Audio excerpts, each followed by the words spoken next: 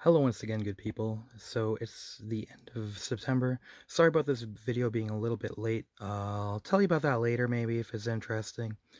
But yeah, this is stuff that I got in September, so new releases from the past month. We'll start with those and used stuff from various comic shops. And yeah, let's go. So spooky season has begun. It's October now. Get into the mood. We always do, though, get horror stuff, so let's do our civic duty and familiarize ourselves with the latest releases on the kind of OG style horror anthology series. First up here, Creepshow Vol.3, issue number 1. We got Chip Zdarsky, Kagan McLeod, and James Stokey. I guess it's called pronounced Stokey, maybe Sticko. Yeah, this was actually pretty decent. The first story, but written by Chip Zdarsky. Well, one thing I like, well, this is kind of like a psychedelic horror cult thing here, which is, that's always good.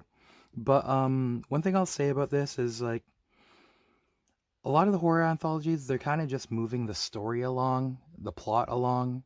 But this, like each panel and the dialogue and the narration is actually fun to read. Yeah, the dialogue in here is actually pretty funny, pretty witty, clever. So I appreciate that because, as I've said, I kind of love and kind of hate anthologies. When they're done right like this, then yeah, they're good. You're getting some bang for your buck in like a short story. The second story by James Stokey, if that's the way you pronounce it, was okay. I don't know. I thought it was okay. It was all right. Yeah, and this Creepshow mag, I don't know if it's always like this, but there's only two stories in it, whereas a lot of the others usually you're getting like three or four. So maybe that's giving them a chance to be more developed and longer stories. But anyways, yeah, it kind of works. One story a winner and the other one not a loser in this one, I would say. That was Creepshow Vol.3, number 1. Okay, and getting to the kind of revamp of EC by Oni. I was just catching up on Cruel Universe number 2 and 3. Last month or the month before, Cruel Universe number 1 was kind of the winner, I would say, out of all these kind of different anthologies. Although I guess I'm not getting like all of them or anything, but out of like Cruel Universe, Epitaphs, and Hello Darkness, I was saying like Cruel Universe was the best. This one here is not bad. This first story, pretty clever, and this I like this kind of. It's cool how this layout is creative also here. I don't want to give away the story and whatnot. Yeah, this second story is pretty decent as well. Maybe I'm a hater. I'm just like basically anything that to me is a 5, I guess, is kind of a loss. These are above average. These stories, yeah, and the second one is David Lapham, so pretty decent, pretty decent. Nothing too crazy though in Cruel Universe number 2. Cruel Universe number 3. Let me see if I remember here. Yeah, the first story is pretty decent. These are all pretty good. The highlight for me in here would be like, even though I don't agree with some things on social media by them, I try to leave that all separate. But the what was I saying? Is it in here? Sorry, my bad if I'm jumping the gun here. No, that's another story. Okay, this one is just, yeah, this one is alright. Through and through, decent. Decent. You're not really winning or losing getting Cool Universe issues 2 and 3, I would say.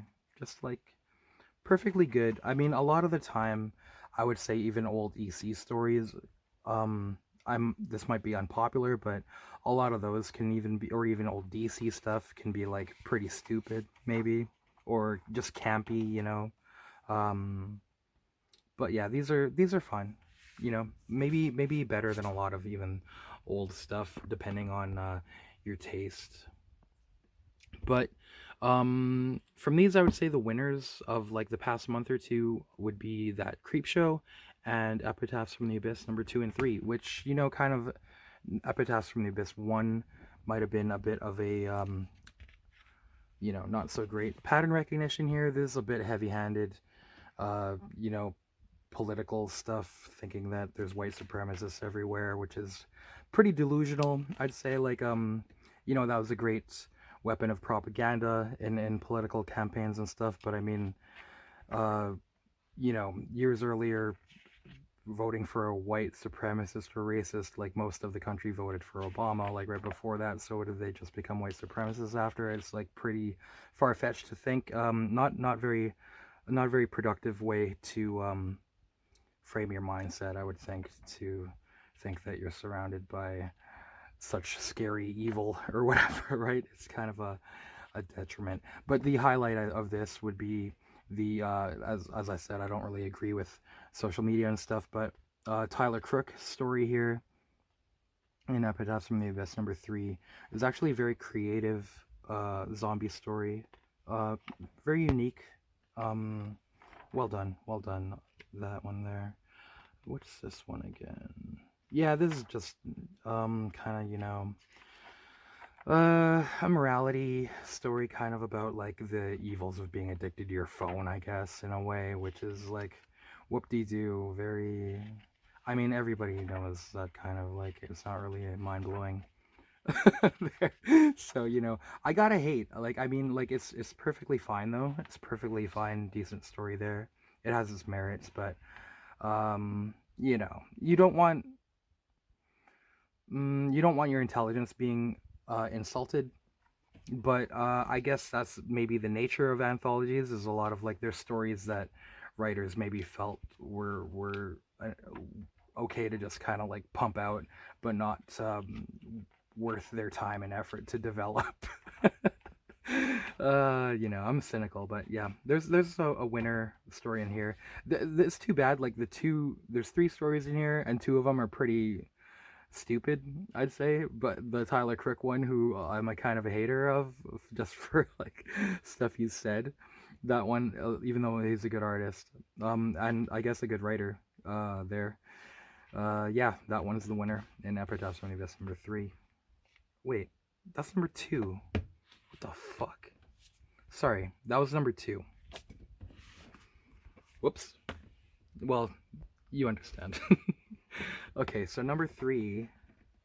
Oh, yeah. Okay, this one's good because Jay Stevens, I think he's one to watch. As far as writing goes, okay. Oh, yeah, this one is, like, as I was saying, it's not just moving the plot along. The dialogue and narration is very, like, witty, entertaining, and, like, this is an unpredictable story as well. And, yeah, the characters, like, even though it's a short story, you can get into these characters very quickly. Yeah, so he's a writer to look out for, and it's like I would go as far as to say there's a delight to read, like each panel, rather than my problem with a lot of anthologies is that they're moving the plot along, and then you're eventually like, okay, what's the twist ending gonna be? And then it's just some stupid like, hey, isn't that stupid? Like, I kind of liken it to, if you ever watched that old Kids in the Hall episode where some trashy B movie, and then like there's a caveman that comes out at the end and kills everybody, and they're like, the caveman, but you were frozen in ice for 1,000 years. And it's like, what? Like that kind of stupid crap happens in a lot of anthologies, but this is pretty brilliant, man. And Jay Stevens, I've recently read his Dwelling stuff. It's genuinely like kind of creepy and weird. Weird, what's it called? Weird fiction, as Lovecraft has talked about, and in that essay, in like kind of old horror, maybe like Poe or even some of Dickens. There's just a kind of element of maybe the paranormal or coincidence, synchronicity. Why do things happen the way they do? And it gets to be that creepiness that it can be unnerving, which is missing in a lot of horror, as I've said before in the past, that like people kind of use horror as more of a backdrop for like stupid kind of comedy, or a lot of the time, or like even action, which, like, I'm not against those 2 things, but it's kind of rare to find horror that is actually scary or kind of creepy or unnerving, or that can kind of like stick with you or give you like something like that. So Jay Stevens, I've found lately, is somebody that is capable of doing that, and yeah, I'm gonna follow his career, I guess, because this is awesome. This is fucking wicked, man. This character, she's so likable and interesting too. This second story, who did this? Let me see here. This one is good too. Yeah, Epitaphs from the Abyss #3 might be a winner. The winner. Blood Type by Karina Bechko, artist Jonathan Case.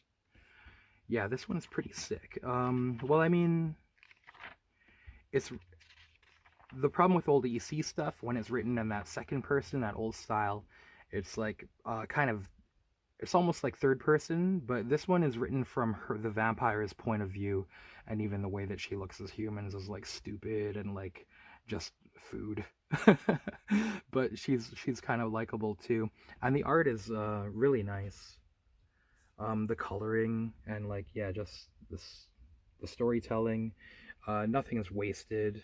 No words or art is wasted. Yeah, and it's just kind of like what you would want. Like see, there's a nice panel. Like one thing I think comics at their best, maybe it's kind of like a pop kind of view, or I'm not sure what it would be called, but remember when you were a kid, maybe art class, they made you do that project where you like blow up one comic panel and like take that as like a piece of art, or I guess a lot of pop art, maybe kind of Warholish stuff was doing something like, I forget who was doing it back in like 60s or 70s, but yeah, I kind of look for that, is like if you can at their best kind of like each panel, even out of context, you can just randomly enjoy even just like one panel, and that to me is like a sign of maybe not top quality. I'm not sure if that like every masterpiece comic has that, but that's something that I really appreciate. Yeah, this fun stuff, and yeah, just the art and the coloring in this one was really nice too.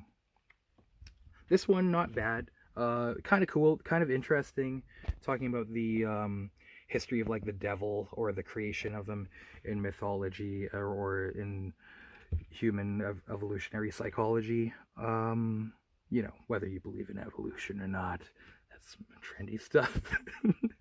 I don't want to. Don't worry, don't worry. But yeah, this interest. Yeah, it's getting to that. This time like a circle or like a spiral staircase kind of thing or something like that. So this one is pretty intelligent, contemplative, philosophical, if you will, intellectual, and not in like a wanky way. It was actually like pretty interesting, but I thought kind of I mean, it might be a bad thing to say that kind of the end might be like not, it kind of like fell off at the end, but maybe not, maybe not.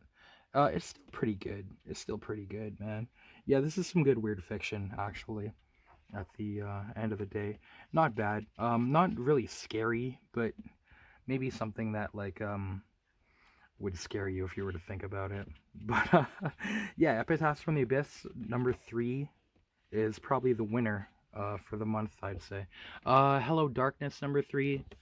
I'm gonna unsubscribe from this. The cover art is awesome though, but um, it's kind of like, I feel like I'm reading it and like the writers think they're clever, but it's just not really doing anything. This is it's two mukbang celebrities on YouTube, and they're kind of like, getting more and more exploitative and extreme and stuff for their internet fame. So, it's a commentary on internet fame and the dehumanization of that, I guess, maybe, but big fucking deal. Like, do we really need, like, does anybody, oh yeah, internet fame might be people searching for that might be a problem. Like, okay, duh, who doesn't know that? But these like pinup art in here, I forgot to go over that previously. These are cool. These are kind of the highlight of Hello Darkness, actually. This is dumb. Well, it's kind of okay. I like how dark this one is. David, it is sad again. They're looking at this kid. Don't worry, dear. I'll call an orphanage in the morning and exchange it for a better one. Yeah, maybe that's the kind of level of like cleverness that you're gonna find at the heights of Hello Darkness, kind of. Yeah, I'm a hater. But the insert art like this piece by Jenny Friesen, this is awesome. This is the kind of thing, you know, if it was the time of going to your local Staples and like scanning pages out of your comics to put on your wall, yeah, this would be like some worth doing. Some of these pieces in here. What's this one? This is boring. It's like war. There's an entity of war, and he hungers for war and death. And it's like, yeah, okay. That I mean, that's kind of like the story of like a lot of weird war tales, honestly. If I'm gonna, but I mean, it's not very it's nothing very inspired or mind blowing. It's very paint by numbers. Like if you were to like, get a class assignment to make a commentary on war, and you were like a 12-year-old kid, you might do something like this and think you're smart. Sorry, I'm a hater. What am I gonna? I'm sorry, guys. I'm cranky, but what am I? I can't just fucking not be mean maybe at the moment. But say like this piece here, this is cool too. There's another one that would be kind of like worth scanning and put on your wall when you're growing up or something. This is kind of creepy and creative. This is Jeremy Bastion, I guess. Warren Ellis and Becky Clune in here. Finally, something happens in this part 3. Whoop-de-fucking-do. Who gives a fuck about any of these characters? They're so generic. They're so... What the hell are you doing, Garth Ennis? Like, where are you finally... How long is this going to take to do anything? Is this going to be like a 20-part story? Who the fuck cares? I don't know. Whatever. I don't care. Sorry. Okay. Yeah, previous month's Cruel Universe was probably the winner, but Epitaphs and Creepshow, the winners, in my opinion, for the horror anthology revamping, renaissance, forgetting the word, more interest or them being made again. The Addiction Part 2, written by David Quinn, takes a weird turn. It's kind of just getting like silly and cartoony all of a sudden with these like candy themed villains and like food. There's all kind of about food and candy. What the fuck? Like David Quinn used to write Faust. But yeah, I found myself like absolutely like checked out by the end of this. I was like, why? The first issue was fun and like interesting, creative, something new. This just seems like I don't know. You know when people are being creative but they're kind of just making dumb jokes and they're amusing themselves, but I don't know what the staying power is behind it. I don't find any. You're gonna get some. I'm sorry, guys. I'm brutally honest here. This is a 3-parter though, so I'll check out number 3. But yeah, a huge drop off in writing quality from Addiction 1 to number 2. It's like a totally different comic. But yeah, decent art and this stuff too. This was in my slot. I guess. Oh, this isn't a new. I already have this. Something. I already talked about it before. Haven't read it, but Hate Revisited, issue number 3 by Peter Bagg. Just looking forward to reading this. Sorry guys, I haven't read it yet. What's my review gonna say? Am I gonna say like it's the, you know, even if I've had read it, am I gonna be like, oh, it's the first thing that Peter Bagg ever wrote that sucked? Probably not, because nothing he ever wrote or cartooned ever sucked. At 1 or 2 times, maybe they just weren't like awesome. But what are the chances that it's gonna be the first time in his life that he ever sucked? So probably this is good.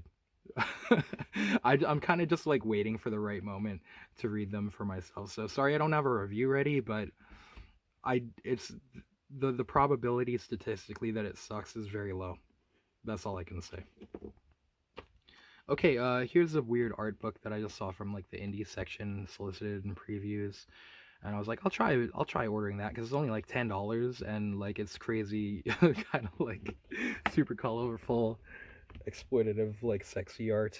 Getting this in before the cease and desist orders, I guess, because like, how did this, like, for one thing, how did this get past the Canadian border? Because there's some, it's like full of nudity and even explicit nudity and stuff. But I was like, yeah, $10, I'll check it out. And if I don't want it, like it'll probably appreciate in value, for one thing, or just even I'll be able to get that $10 back.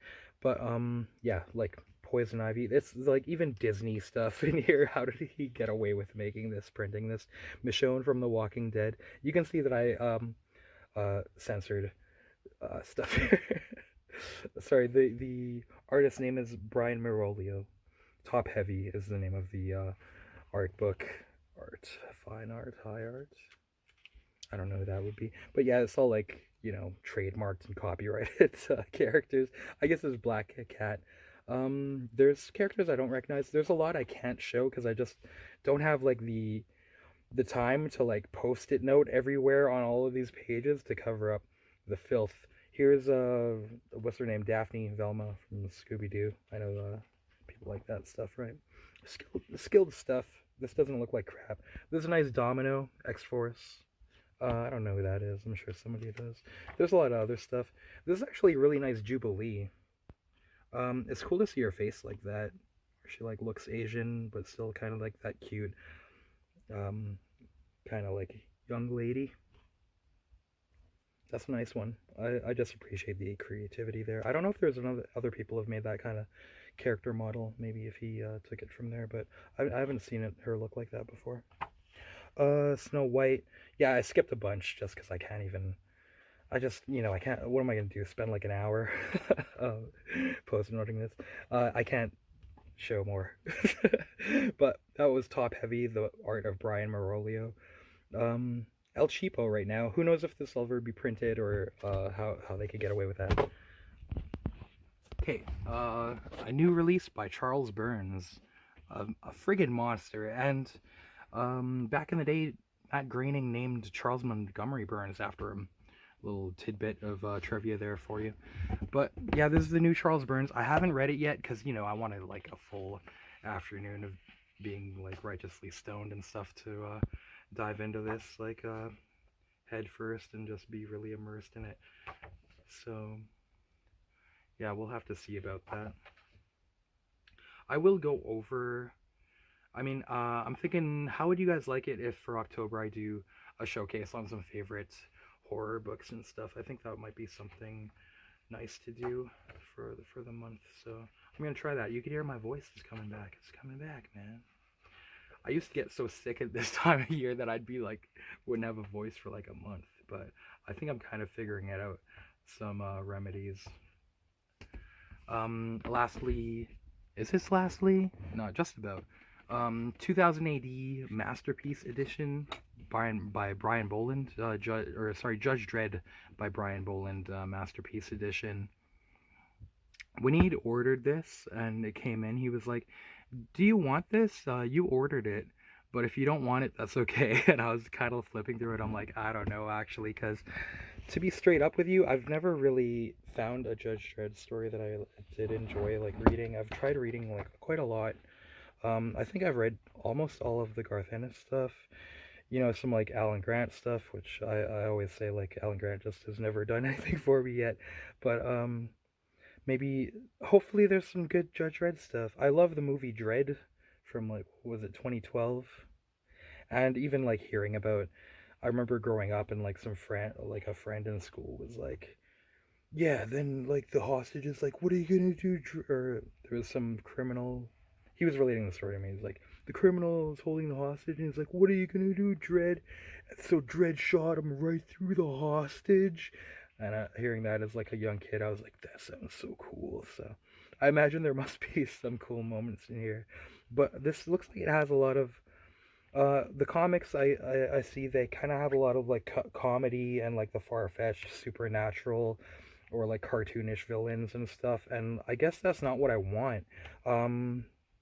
I guess what I want is that kind of like gritty dystopian uh like elements of comedy, but like of that movie Dredd. I thought there'd be stuff like that out there, but a lot of stuff is like maybe too cartoony for me, just too silly, for lack of a better term. But there must be some good Dredd out there. At least the Bolland art will be awesome. But yeah, the reason why he was like, "Hey, I don't take it if you want it," because it arrived damaged with his corner here. I'm flattening it a little bit, but so he's like, "I gotta." It shipped and arrived damaged, so he's like, "I'm gonna see what I can do," and he's like, "Yeah, you could probably like get it at half price if you want it, or else I would just wait for the new one to come in."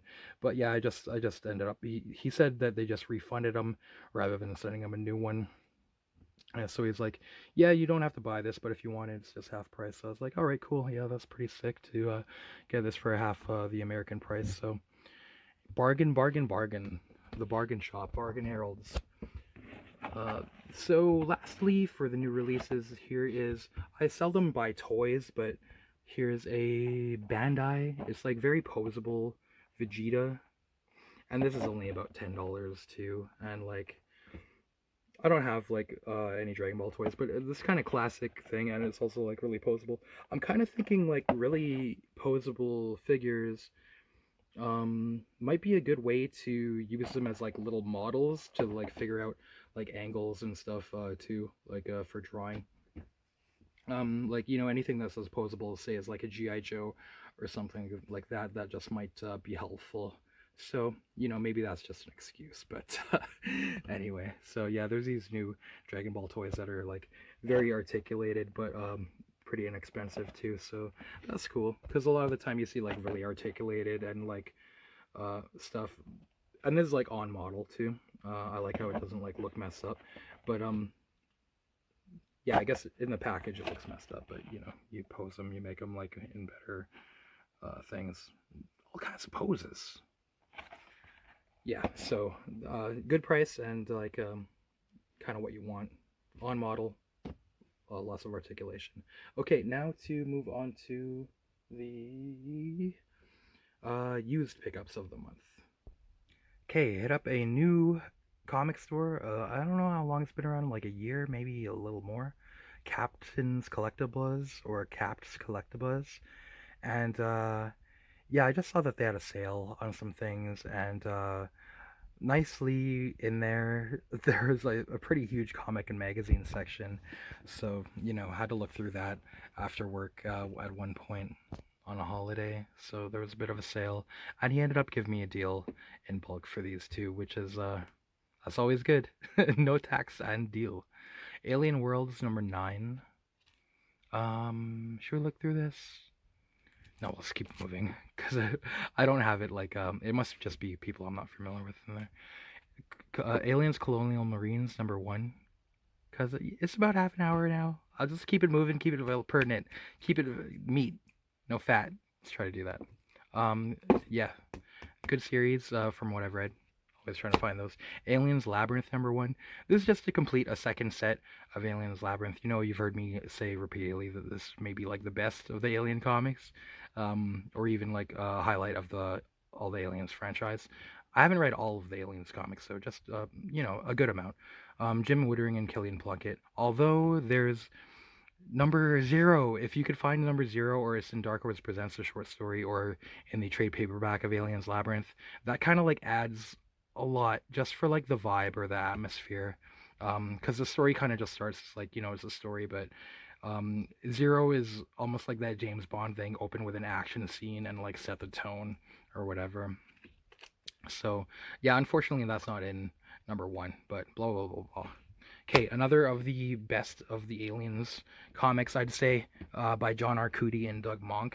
This Alien Stronghold. Yeah, I have these in trade paperback, but I love them enough that I will try to get them in single issue if I can see them for a good price. So, enter Dr. Nordling and his team of synthetics. He's just surrounded by synthetics on this like laboratory colony or planet or some, I forget how big it is. It's been some years since I read this, but okay, look at it here. They're saying, what is it? Dr. Norley's saying, what is it? And the two visitors are saying, behind you. Oh, this is Jerry. My, that was some screaming. You gave me quite a shock, Jerry says. Jerry's a synthetic alien. He emits pheromones in his synthesized to move and smell and act like other aliens for penetration of hive purposes and ability to study them, as well as mine, like the gel drug that everybody is addicted to. The aliens making these alien comics, but yeah, he's a good character too. These are all good characters. Nordling's kind of a little bit wacky, a bit of a whack job, being surrounded by nothing but synthetic beings. He is a bit like a humorous, but in an abusive way to all of them. All the female ones, synthetics, he's like, has sex with them because they're the programmed to follow his orders, stuff like that. Here he is getting the just for demonstrations purposes, he's getting the synthetic alien to smoke a to smoke a cigar, just for the amusement of the visitors and himself. The visitors are just kind of like, what the fuck is going on here? Jerry's saying, now is that a riot or what, Dr. Nordling? Here he is, he's talking, and he's got his hand on the ass of another synth. Yeah, this is a fun story. Here's the other specialized synth, this Dean, who is like, he's made out of titanium and a gel that makes it that he's impervious to like the acids of the aliens and all kinds of destructible things, and highly weaponized concussive weapons, inexhaustible energy supply, thermite grenades, flamethrower, plasma rifles. So he wipes out this little problem of the aliens flipping out very fast. And Nordling sends Jerry in to get something. Here you say, we're going to keep moving, but just a little bit of highlights here. Jerry's function is to be one of the creatures. He looks like they do, moves and smells like they do. If he wants to, he can even sound like they do. Jerry and Dean don't get along. Dean really only has two functions: identify and destroy the alien creatures. Dean, it's me, it's Jerry. And Dean's just, he was ready to kill him, but and Nordling says, the only way Jerry can keep from being shot is to talk. Dean knows that the creatures can't talk. Of course, I'm supposed to alert Dean that Jerry is entering the hive and not to fire on him, but it's a lot more fun this way, to not tell Jerry or Dean that Jerry's about to go in there with that same hive he was just destroying. So a lot of personality and stuff in this story. That's just issue 1, and things go from there. They escalate into 4 issues. Yep, that's a highlight of the Aliens franchise, and especially the comics, as Alien Stronghold. That's the first time I've even seen a single issue of those. Okay, moving on. Cadillacs and Dinosaurs. This is non-Mark Schultz stuff from Topps Comics, and I'm actually surprised a lot of the time Topps Comics can be pretty good. We've got our old friends Roy Thomas and Esteban Maroto doing a story. Maybe is it all 3 parts for Cadillacs and Dinosaurs? And yeah, I'll check out some non-Mark Schultz Cadillacs and Dinosaurs. This looks like it's maybe a little bit more exploitative. You got a cat fight here, some Hannah Dundee cat fight, and getting abducted, maybe getting a bit of the Spicy Tales old kind of exploitative tradition. She's getting her clothes ripped and seeing some suggestive stuff. You've got this other new supporting character, scantily clad, futuristic dystopia, post-apocalypse biker chick in kind of leather and lingerie and stuff. So not the kind of stuff Mark Schultz would be doing, but it's Roy Thomas and Esteban Maroto. I figured I'll try it out. We'll see. I don't know. See what other creators would do with the Cadillacs, Dinosaurs, or Xenozoic Tales world, if it's up to snuff or something good. Joseph Michael Linsner cover as well there. Copy of The Demon, number 13. I'm just trying to put this whole set together. Jack Kirby, kind of paranormal, demonic stuff. Dinosaur Rex, number 1. Jan Strnad, kind of a Dave Stevensy kind of look of art too, by Henry Mayo. $1. Anything Jan Strnad does, I'll give it a shot, especially for a low price like that. Empires of Night, another $1 comic. Some indie thing. I'm not sure what it is, but the art looks kind of interesting, so I'll buy that, by golly. Frank Frazetta, Shining Knight, and other tales. So this reprints old Frank Frazetta, like adventure fantasy serials, I guess. These can be worth like more. So for $2, I'll pick it up. This is a second or third copy now, but they can go for much higher. A little bit of like speculating for me.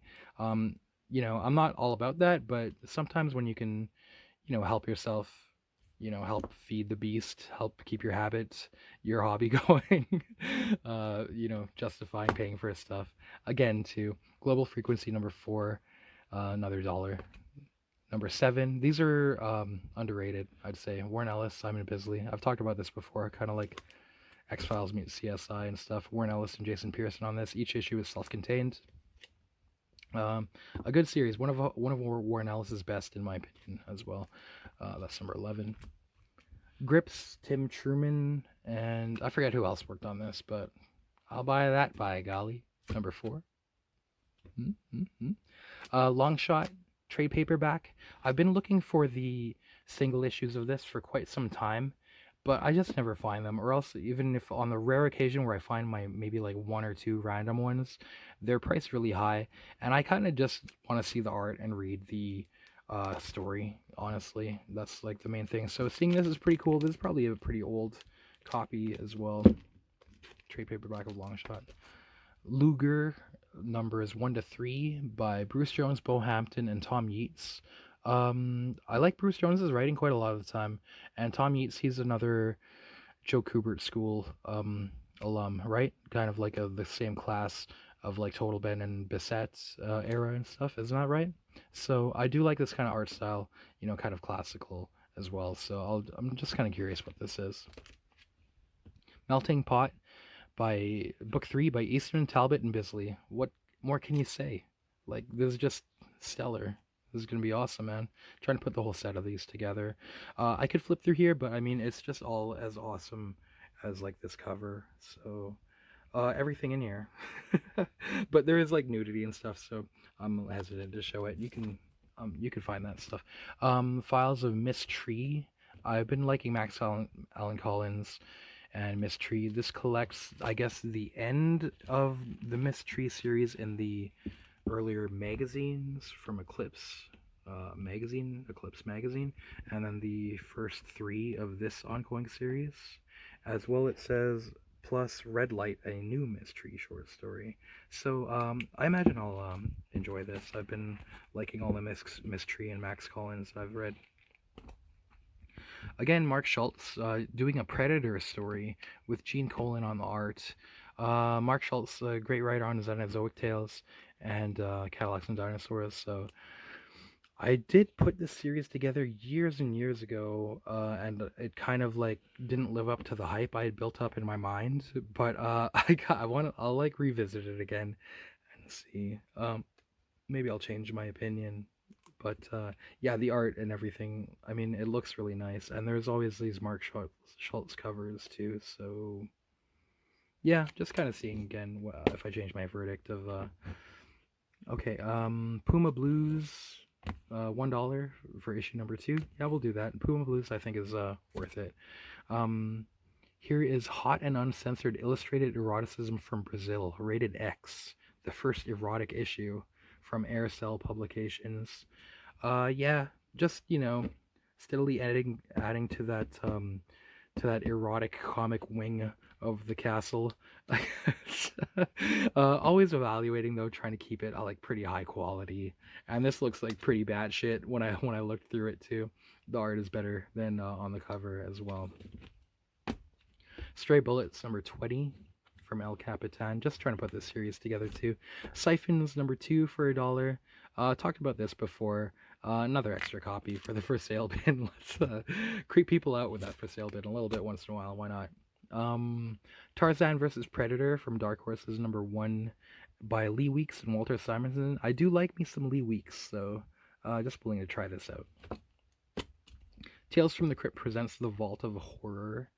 Number 5, 64 pages. Again, I've said like Tales from the Crypt, it seems like you're not finding them for any lower than $3, so why not just try it out? And these kind of things, if you don't like the particular issue, like I'm not really a completionist when it comes to these. I kind of just keep the issues that I like. Um, yeah, there's always demand for these too if I end up not liking them. A dollar copy of The Witching Hour number 42.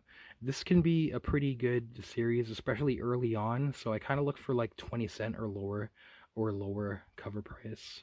Um, yeah, it's a dollar because it's like beaten up there. But these kind of things I get just to like enjoy reading as long as they're readable.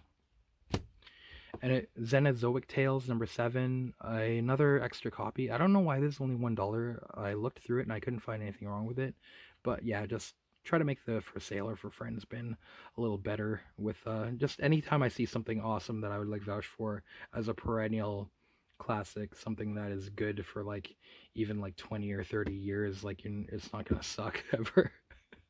I don't know how to look at it. Like it's even like taken out of context of the time that it came out, or like going ahead or backward or something. It's still like a really good quality. So that's Cenozoic Tales, Mark Schultz, as we talked about. Yeah, he gave me a deal on all those, like about 20% off, which was pretty sweet. Nice. I'm gonna be going back there. I also saw people like trade things there while I was there, so I might try to bring stuff in to trade one time and see how good it is for that. Anyhow, this kind of classic looking Casey Jones toy. Again, I don't really get figures unless they're like, this looks so awesome. And it looks really articulate, and it's that Mirage Studios like old style of art as well. So, he's kind of a hero of mine, Casey Jones, good old Casey Jones. Isn't there a Pete Seeger, or is it Woody Guthrie? Like old folk song, probably predating even their adaptations of it. Casey Jones, was he some like engineer that sacrificed his life to like save a train or something like that? Is that where the name's from? Um, but yeah, Casey Jones, good cat. So good price on that. Nice to see. And I also got these two DVDs. The total was $12 for them, but the sale was 30%, I think, this day for these, or maybe 25. But anyway, he gave me both of these for $5. How good is that? That's about like all I want to pay for DVDs. I still collect DVDs. John Carpenter's Assault on Precinct 13, one of the earlier John Carpenter movies. And Ricky O, The Story of Ricky. You don't see this too often. I'll buy that for $2.50. Okay, moving on to the next spot. Okay, hit up Book Fair Comics downtown, which is a store I don't go to like a whole lot, but I found some Dark Horse Richard Corben stuff. Rat God, so I got to complete my set of Rat God, number 1 and number 4 and number 5. This is kind of a Lovecraftian Richard Corben story, and a lot of the time when writers do Lovecraftian stuff, it just seems a little bit like, derivative or cliche or paint by numbers or formulaic. But Richard Corben's stuff is like it's unique, and it has like personality, and it has that element of like the weird, creepy, as well as being like funny and like uh suspenseful, action packed, even like kind of sexy and stuff, or like weird in that way. So this is a good one. The lead character even looks like Lovecraft if he had like the body of Den, if he was like a heroic beefcake. And of course, like Lovecraft in real life, he was kind of like very he just like survived off of eating crackers and tea like throughout all his life. So he's kind of a wayfish, like unassuming kind of guy. But it's kind of cool to see him be all like dashing and heroic, and like even like in love or like sexually attracted to a lady trying to rescue her and stuff like that. So yeah, good old Richard Corben, just like injecting his creativity and like personality and quirkiness, humor, and like ability to also create compelling horror as well. Just fun, really fun. So looking forward to reading this in completion. I've heard that Rook Exodus is a good series as far as like new stuff, and as far as like kind of like action or even like superhero-y stuff, because you know me, I don't know shit about any superhero stuff that I actually like reading from nowadays. But this kind of like, maybe it is kind of like Cadillacs and Dinosaurs-y.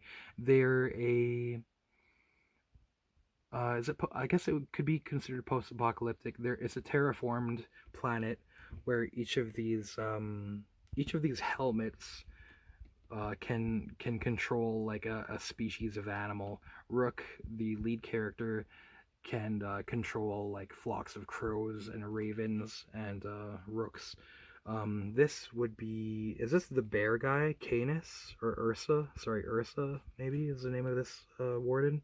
Yeah, they're wardens on this terraformed planet, where it's like kind of their duty to maintain the animals and stuff. But the animals are like getting like super big and like kind of mutated, and the terraforming engine has like malfunctioned and stopped working, so the planet is kind of like falling apart and everything. And it's all of the leadership or corporations have abandoned it, so the wardens are kind of like out for themselves or abandoning the planet as well. So yeah, that sounds all kind of interesting, and this art looks wicked too. Might show a little more later. I'll give it a shot. This is Geoff Johns and Jason Fabok are the leads on it. Richard Corben's Shadows on the Grave. This is an anthology that is also like really fun to read. Richard Corben stuff. So there's that. And lastly, from Red River, from Book Fair Books. Before we get to the next vendor, Ring of the Nibelung. I talked about this previously. This is the Gil Kane and Roy Thomas version. Found a trade paperback coincidentally after that other one of this one, and yeah, I love this. I won't front though. I've only read like the first half, but yeah, all this Gil Kane, and like it's just fantastic, and his layouts are awesome. There's a lot of these like 2-page layouts too, where like, you know, it's not just like, oh I accidentally didn't read the 2-page layout because it's like cut there. I should have been reading like that. No, these 2-page layouts are like using both the pages like creatively. And, yeah, fun stuff. It's fun to read too, and like yeah, it's also like adult or what's this lady saying here? Come to me instead. Come to your loving Velgunda. You are even more beautiful than she, but you are so far away. Is it for your love that you hunger, dwarf? Yes, yes. Then go find it, you swarthy rogue, from someone other than I. These mocking, what are they, like naiads or something? I forget what they are called. They're like mermaids though too. They're just climbing. Like, is it like the world tree? Sorry, it's been like a lot of years since I read this, but yeah, finally getting that second half too. Looking forward to. This is another one that I can't just like read like lightly. Probably gonna have to really sit down in a comfy chair and just like let it take me away. Go inside the pages, man. It's fantastic though. It is something that you can do that with. This is awesome. Ring of the Nibelung by Roy Thomas and Gil Kane with Jim Woodring. I forget what he does. He does something. Okay, and this even has like some biographical introduction stuff too. Colored by Jim Woodring. Okay. Lettered by John Costanza. Costanza. Quotes even from the New York Times of Babylon publication. Even they say this comics version treats Wagner's operatic text with faithfulness and intelligent care. It's more faithful to the composer's vision than a genteel, gravity-bound stage production could ever be. Sorry guys, I don't know, I'm just playing around. But Opera News also praises it highly. The Oakland Tribune. Yeah. Okay, moving on to the next comic shop. Okay, hit up Red River Books. I guess I like they might be my favorite shop to, well, I mean, without a doubt right now.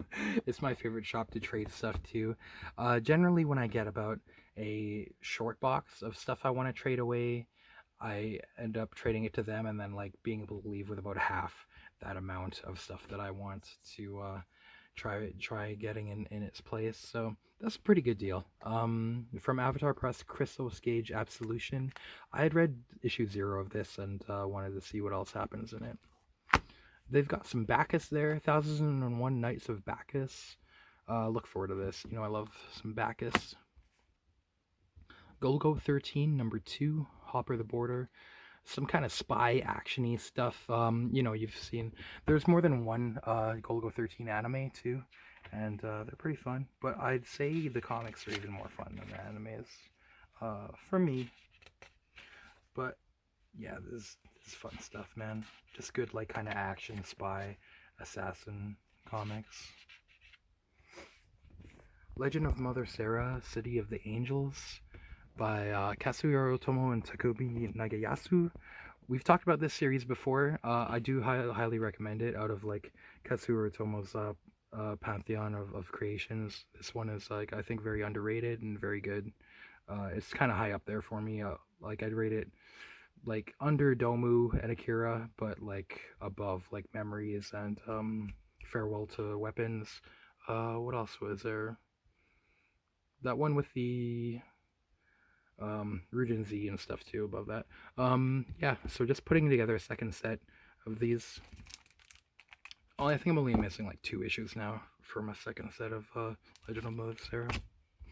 Okay, Nexus number 24. Putting together that first like 100 or so issues of Nexus too, only missing a couple of those still. Okay, completing the second set of Bruce Jones's OMAC. Cause yeah, I do like this one. There's a good OMAC story by Bruce Jones with Renato Gades on the art and Carlos Magno sometimes on the art. So yeah, this is one I would vouch for, hence getting it a second time for friends or for sale. Solomon Kane from Dark Horse from 2008. I got the first 2 issues of this and really liked it. These covers are by the late great John Cassaday too, as well. Recently passed, rest in peace. Great artist. Yeah, so this completes that first story arc. I might check out the second. Those first 2 issues were pretty awesome though, and I kind of like, I don't know if I like love it, but I like it enough that I'm gonna keep it for now and like check out more. Yeah, Solomon Kane from Dark Horse 2008. This is the first story arc. I guess there's another 1 or 2 from that era as well to look for. Uncanny X-Force Volume 2. You know, I love that first volume so much that I was like checking this out. I've read up to about issue number 10 now, and like it started with a lot of like fun and steam, but the first story arc ends and I'm kind of like, I don't know, we'll see how it goes. So 6, 7, 8, 9, 10, and 11 and 12 I haven't read. I don't know why, I'm not like super into Bishop. They're featuring Bishop a lot, but he's like lost his mind kind of, and like Psylocke has to like fight with like a bear entity that was haunting his mind, maybe implanted there. Yeah, so not super interested, but the art and everything is pretty decent. I don't know, I'll check out more. And then we'll see. Spiral also a good character in there, and Psylocke and Puck are good. So Rich Tomasso's 1995 crime graphic novel Clover Honey, the 20th anniversary edition. The other one, the original 95 edition, was like half size, kind of like Tankobon manga size. But I remember that when this came out, I did like enjoy it. So I'm just kind of like revisit it, see how it is. I recently read Rich Tomasso's She-Wolf as well, the first like 6 issues of that, and that was like really fun, really awesome to read, and the art and that's awesome too. So this again is like, you know, 20 years earlier than that, so a lot different. Dennis, the owner of Red River Books, I brought this there to him. This was just kind of like hidden away, and I was like, oh, how much for this Eerie magazine? And he was like, oh, just take it. So that rules. What a legend, man. Glad to hear that he's doing a little better. His I think he's gonna be healing the injury that he had. I believe, if I heard correctly. I hope so, because that guy's an institution. If that shop is ever like not here anymore, I'll just leave. Like it's just a ghost town after that. Or I'm putting it a little bit dramatically, but that place is such an institution. It's such a like a beacon in the night of like just trash. It's like time has never touched that place. It's still the same as it ever was, as it was when you were a kid. So if you can't depend on that, then like all is lost. You're lost. All is lost. I'm being dramatic, but I hope I can kind of illustrate what I mean. So this is Ramon Torrents is the illustrator throughout this, and it follows the character of Fleur. I guess it says she's sorceress and phantom and beauty. Yeah, this nice like European kind of style. Is it European? It might be. It might be like. Is it from Spain? I think it's from Spain. Yeah, I don't know what this is, but I'm digging eerie comics lately. And yeah, it's spooky season. Let's get spooky. Let's read lots of horror. Lots. The weather has gotten dark and cold. The wolves will be after us all. The predators waiting to pluck you out of the dark. Hence your evolved fear is what the evolutionary psychologists would think, anyways. Why we're afraid of the dark and all that stuff, right? But yeah. Yeah, looks good. Horror, spooky. But lastly, I got this sequel to Shadow of the Torturer. This is Sword and Citadel by Gene Wolfe. The volumes 3 and 4 of the Book of the New Sun. So looking forward to this as well. Okay, the last comic shop coming up now. Okay, last shop, Mighty Comics, kind of been operating as my like home base because to order and stuff from, because the discounts are like off the hook and stuff arrives in like good condition. As I said, that other thing that was damaged I got for half price, or had the option of like not buying it all if I didn't want to, or getting a replacement. So yeah, I asked him if he had some back issues of any of that Rook stuff. He gave me this first issue of Ghost Machine. I guess this is the first appearance and introduction of all of that stuff, as well as some other stuff in the Ghost Machine universe, I guess. He also had these back issues of Grommets on the recommendation of Comic Rack. Shout out Comic Rack. He's been featuring this story by Rick Remender and Brian Posehn, who was an actor sometimes on Mr. Show. Kind of a big dude, bald, glasses. You'd recognize him there. Kind of like a supporting character a lot of the time on Mr. Show. Yeah, so we'll see about this. I guess this is a first print of Grommets #1 as well, and #2. Saw these back issues and just like he gets kind of random stuff in, and I just try to like dig through it when I'm like, okay, this box over here is new. I haven't looked through this one. Hard Looks #1, 2, and 3. I think these are extra copies. So if you need them, I got them for sale or for friends.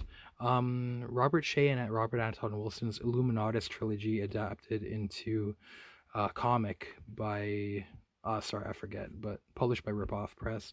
It's a kind of seminal conspiracy counterculture book, but as I said before, he also worked for Playboy magazine, which is MK Ultra Central, and Operation Mockingbird, and when they make all those mind control sex kittens and stuff, according to a lot of researchers, if you will.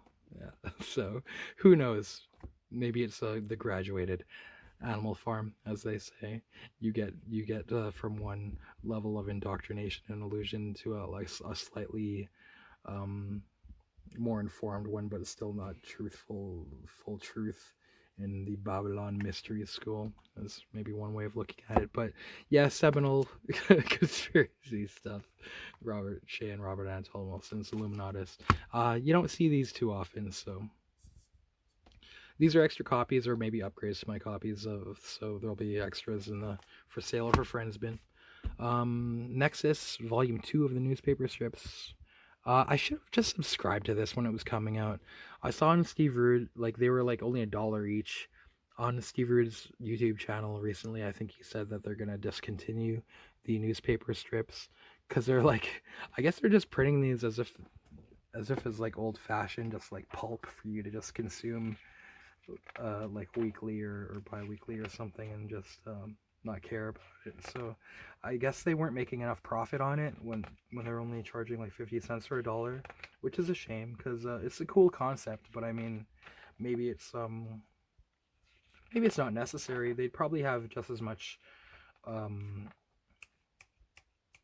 people buying it for full comic price as you know. If you're a fan, you're a fan. I don't think the price necessarily is that big an element on if you're gonna buy a Steve Root comic or not. But I should have supported this. I wish, not that it would have made a difference and all that stuff, but it's kind of cool, you know. And some back issues of Penthouse comics. I just, you know, kind of speculating on these, all the different covers. I'll just get the covers that I like. Here's Leslie Lyrics Lee, this cover for number 2. And issue number 4, this is cover A by Luana Vecchio. Kind of nice. Like, I'll just kind of like sell my least favorite covers, so I just have more than one of each issue. It's kind of thing. I don't know. They should appreciate in value. They're kind of cool. Yeah, he had this back issue of Rook Exodus, so I still don't have number 1, but I have like numbers 2, 3, and 4 or something like that. And which is kind of a shame because I hear actually that this story moves along fast. That like a lot actually happens in each issue. It's not just written for the trade or whatever, or for like the serial of like, you know, being an unending thing. Like, you know, there's always like, oh, not enough happening, but the hint of something happening at the last page, or you know how a lot of serials can be. But I'll just showcase the art again. The art looks sick. This is Direwolf, I think is this warden's name, and Canis lupus is the animal kingdom or species that she can control with her helmet. Here's a giant snapping turtle attacking this boat that has a Rook in it, I think. I think that's a Rook.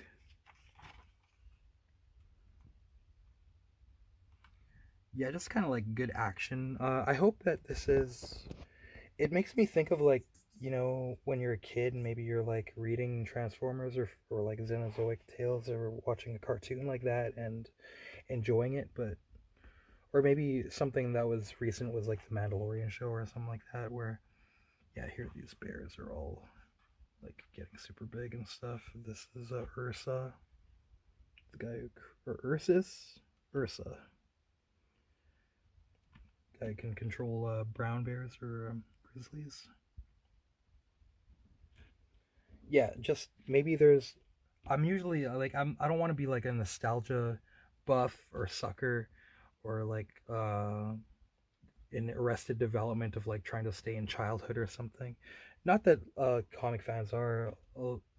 I think it's kind of like overlooked that a lot of people that are comic fans actually lead productive and profitable lives and healthy ones as well. But I don't know. That's always kind of like the caution maybe, or the stigma is like, are you just like are people into comics just like trash? Their brains are rotting. But I want like a good superhero sci-fi action thing. I won't mind reading one. I don't see that too often. You know me, I'm more of like a horror indie guy or something, but I do like it when it's done well if there's some like good superhero shit. So again, here's Direwolf with kind of her action card, I guess. Kind of like the Marvel Universe or G.I. Joe card. Okay, hopefully this is good. It looks wicked. The art looks wicked. Some more back issues. The Tick, the Chromatic, 40 pages special number 2. $2. Not bad. I also got him to order me these new just new copies of Crossed 100 for the like for sale bin again, because this rules, man. Crossed 100 by Alan Moore. You've heard me say it before. And also Rover Red Charlie rules. One of my favorite things Garth Ennis has ever written. And yeah, intro by Alan Moore. That must get you, right? But Michael DePascal's art also is phenomenal on this. This gets like full recommend, man. Lastly, or not lastly, sorry, Red Room. Just because I didn't have this trade paperback and like it was the last copy there, you know, I guess I have, like, just to be complete, I have all the issues and like the first 2 trade paperbacks, so why not have the final trade paperback? You know, it's nice to have like all the first prints and all that stuff too. Who knows if you'll be able to find this later and stuff, but yeah, R.I.P. the late great Ed Pescore. He'll be missed. One of my favorite comics of the 2020s for sure, that Red Room. It's awesome. Okay, so also lastly, is it? Yeah. At Mighty Comics, his whole back room, or not his whole back room, but like 3 giant shelves are trade paperbacks that are half of the US cover price now. So I dug through that a little bit. There's a lot of interesting stuff, but yeah, I got this Creepshow Volume 1, so $7.50 for that. Oh yeah, it has this. Who did the first story? Yeah, so far I've just read the first story in here.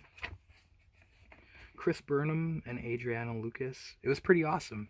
And I see that David and Maria Lapham are creating together too for this. That's interesting. Paul Dini, one of the big writer for Batman the Animated Series and many other things. The rest of these names like are kind of familiar to me, but nothing that I'm personally familiar with. So I won't speak more, but yeah, should be all right on the strength of that. Can't be too bad. Fear Agent Volume 1. Here's Rick Remender and Tony Moore. Yeah, I'm not familiar with this series, but 2 names that I do like.